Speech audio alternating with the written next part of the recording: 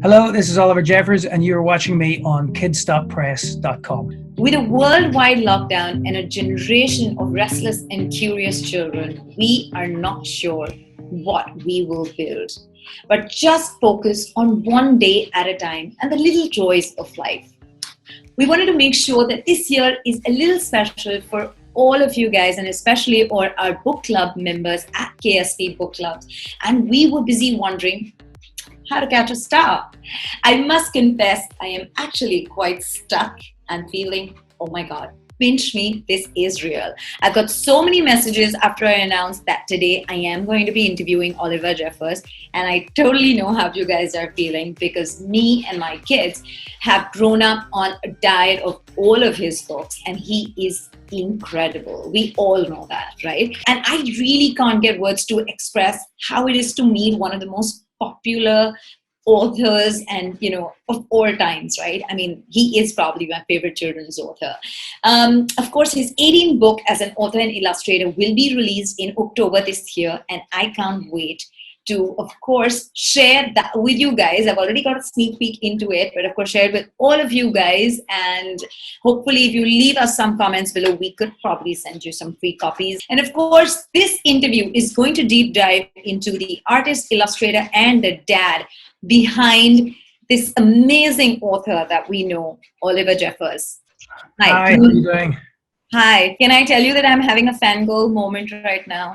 Oh, you can tell me that, yes, that's quite all right. I'm sure you're very used to that. No, actually, not really. I mean, people say it, but half the time I think they're just being nice. But how does it feel? Have you been interviewing with a lot of Indian publications as well? You know what? I actually have. It's all been Indian publications, apart from two. And I had no idea that my books were that popular in India to warrant having several interviews there. Oh my God, they are extremely popular, and I must give you a little bit of an introduction about us. We are a parenting platform with a digital reach of over 10 million, and of course, books is a very, very strong segment for us, and I'm so happy that we're doing this today. And I've been tagging you all day from my platform onto Instagram. I see you're extremely active, which is phenomenal. I haven't seen authors being so active, which is quite commendable. You mean just the consistency of posting? And yes. Yeah, it can be. It's not always easy. I don't know. It's like the pressure to post all the time about your own work is a great thing. But there's a lot going on in the world that I feel that warrants putting my opinion and my voice to. Right.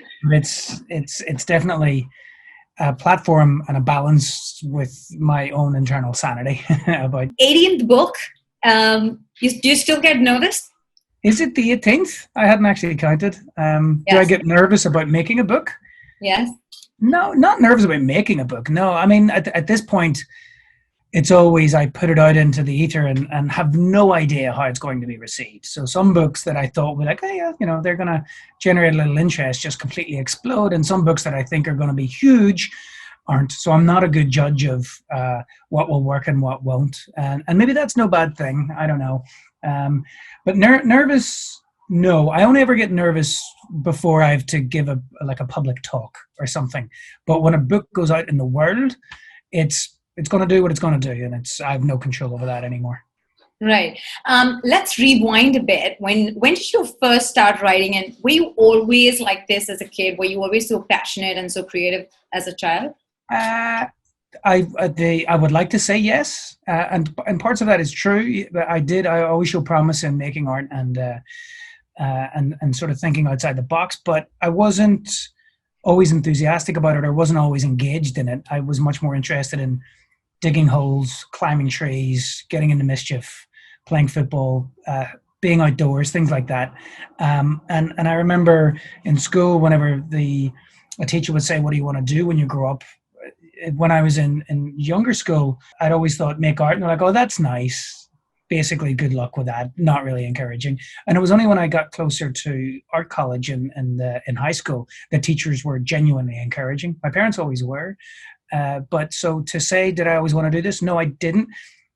Once I really started realistically contemplating a career for my future, I had always thought to myself that I wanted to make art in some shape or form, but I didn't know what exactly that will be. Right. Would you call yourself a writer who illustrates better or an illustrator who writes better? See, illustrator, tend not to use that term either, because an illustrator normally is somebody who's brought in to visually solve somebody else's problems. But because these are problems of my own making, technically, yes, I suppose, yeah, it is illustration. I would say that I'm an artist who sometimes writes. The text in your book always appears like a handwritten note, right? Unlike the printed versions of your contemporary. Was that a conscious decision that you made? Yes, and not always.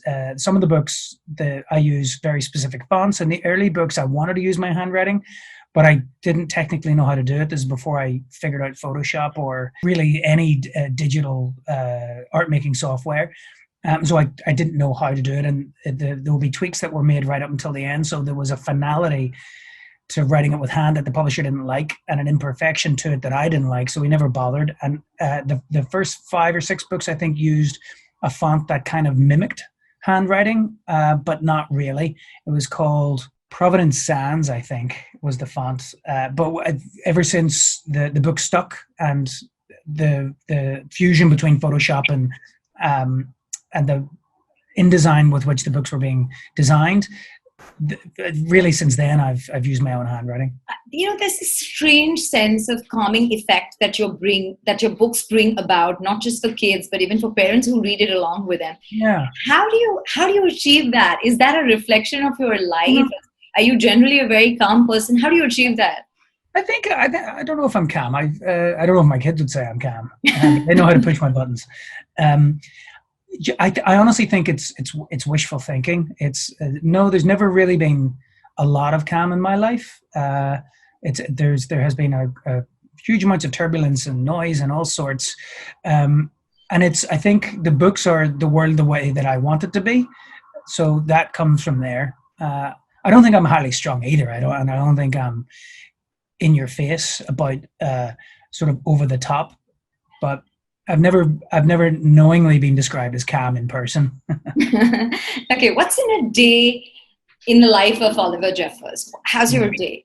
I mean, these days that's almost impossible to say. We've just been dealing with quarantine and lockdown until recently with our 2 kids. But my wife and I had to take a trip back to New York, where my studio is, just to check in with everybody. So we were there for a week and we left our kids here. So the next 2 weeks we're in quarantine alone, without the kids, which we miss them terribly. But there is no normal day right now. About 6 months before lockdown, just over a year ago, we embarked on a year of travel with both kids, and we only got halfway around the world whenever this all started. And so we came back to Belfast, where we're both from, and all our families are to be here. But it's somewhere that we don't usually live, and so it's been about a year and a half since I've had regular access to my studio, and we're just trying to figure out what our next steps are. So there is no routine, there's no rhythm at the minute. Tell me, writing for children, how do you describe that in a word, and what would your challenges be? I don't write for children. That's the simple reality. Is I try to write about the world, and I try to tell good stories to anyone who will listen. I try to actively refrain from calling them children's books, because I think that alienates non-children. But what is it like? It's a very insular experience, and I think the more honest you are, and the more you put of yourself on the page, the more enlightening and charming and accessible that is to other people. So strangely, by not thinking about anybody else, I make the experience better for everybody else. As millennial parents and individuals, we're struggling to raise a generation of readers, right? And the struggle is real. Do you do things differently now to make the books more relevant for the audience versus what you did when you were starting out? I don't think so. I think I'm a different person than when I was there. I mean, maybe subconsciously I do. The fine art adult work that I've done has always been engaged in current affairs and social commentary, and the books have always been, I suppose, entertaining stories with some, not even thinly veiled morals, but you can't tell a good story without hitting on a couple of values and morals. But they were, as a bonus, rather than the point of making the story. But these days, the art that I make and the social commentary that I make and the books that I make are much more interwoven, and possibly that's as a result of having children, and possibly it's a result of just the world the way it is today as opposed to the way it was 20 years ago. So I don't know if I can quite answer that, but something is happening. And in fact, that brings me to my next question. Has being a parent influenced your writing at all? Well, the book Here We Are would not have happened without being a parent, and the book What Will Build would not have happened without being a parent. But they aren't exactly stories. One is a nonfiction book, and the other is a poem. So one is completely factual, and the other is completely abstract. I haven't started from beginning to end to make a story since my kids have been born, but I've been involved in a lot more story reading of other people's stories. So I dare say that there will be an impact on the story writing of the future once I get back to just regular classic stories. Right. Were you an avid reader, Oliver, as a child? Yeah. Reading to me when I was growing up felt like something that I was supposed to do, something that I had to do, like a chore. And it wasn't until it occurred to me that I wanted to find out about something to read of my own volition that I just got the absolute love of reading. And now I have constantly several books on the go. Tell me, I saw the copy of the book and I am absolutely blown with the pictures and the visuals, and I can't wait for it to hit bookstores and people queuing out to get their hands onto the latest book. You want to share with us a little bit behind what inspired you to write your latest book and talk a little bit about it?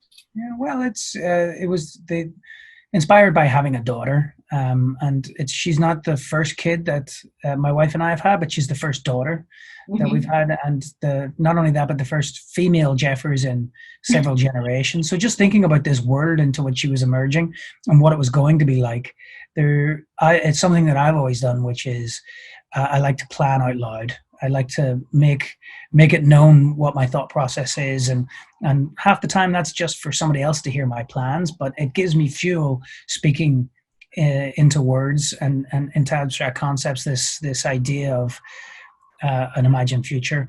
And really anything is better when it's shared. A joke isn't funny when you just tell it to yourself. It's much better when you can tell it to somebody else and get a reaction. So that shared experience, I think, gives a lot more energy to existence than solo activities. And thinking about just the potential of any relationship between any two loving people was really at the heart of this book. Right.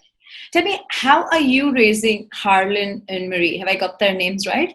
You have, yeah. Mari, Harlan and Mari. How am I raising them to be readers? How are you doing things differently? Well, we haven't set out to say these kids are going to be readers.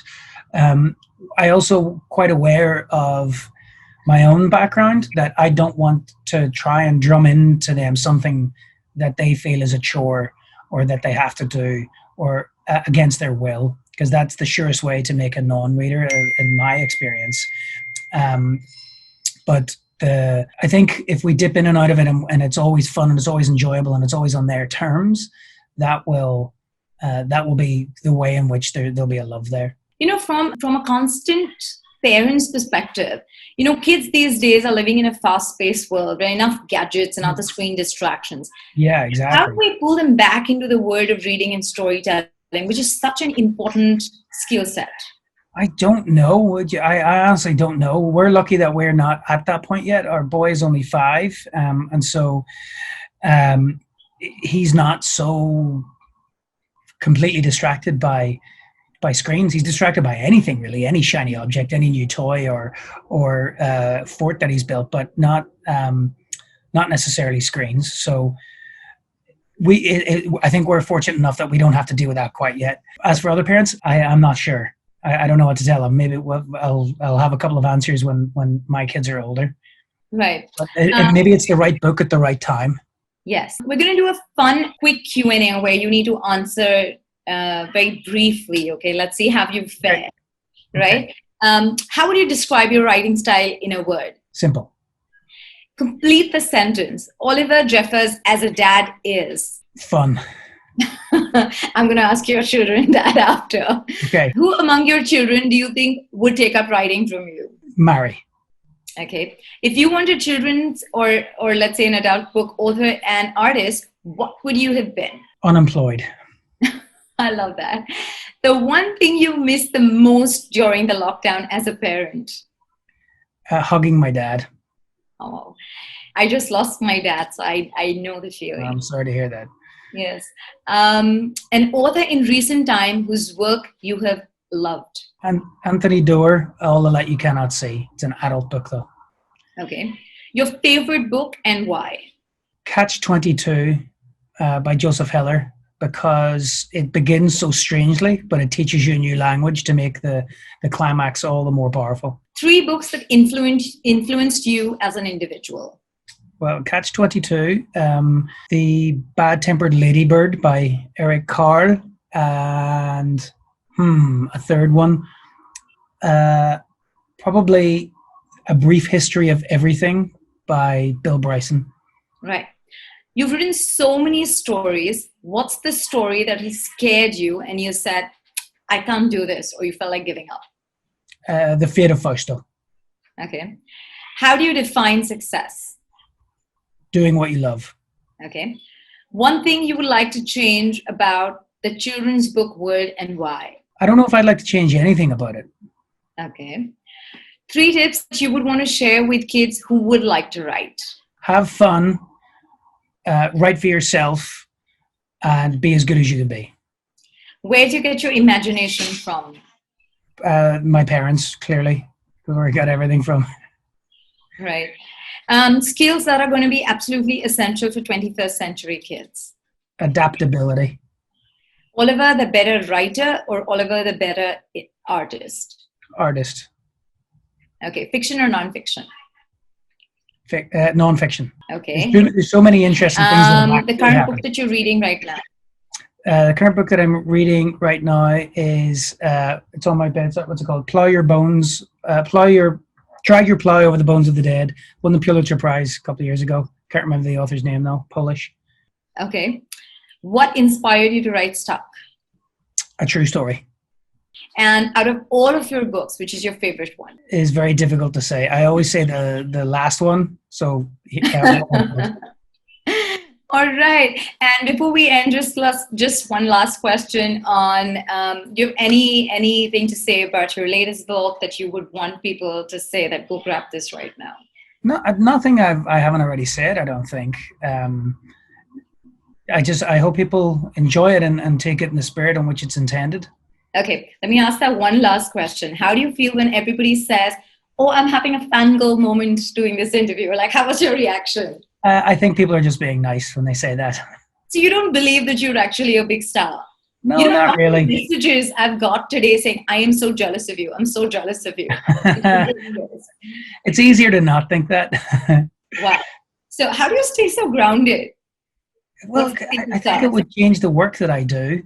And just, it's easier to assume not than, I don't know. I've always thought that egotism is a vulgar trait. So I don't try to let it get to my head, because I still have to make another book. And if I'm too worried about what people will think, it might not be any good.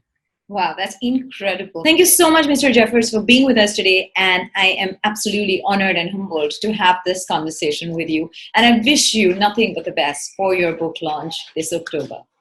Thank you. For all of you guys who have watched this video, make sure that you head over to kidstoppress.com and subscribe to our KSP Book Club. You get free weekly newsletters on what books your kids should be reading, all age-wise, of course.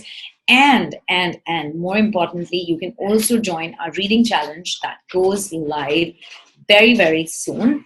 And that's not it. You can also get access to all our reading challenges and reading programs that's now live on Summer Fun Factory. So make sure that you take this opportunity and go sign up for that. See you guys.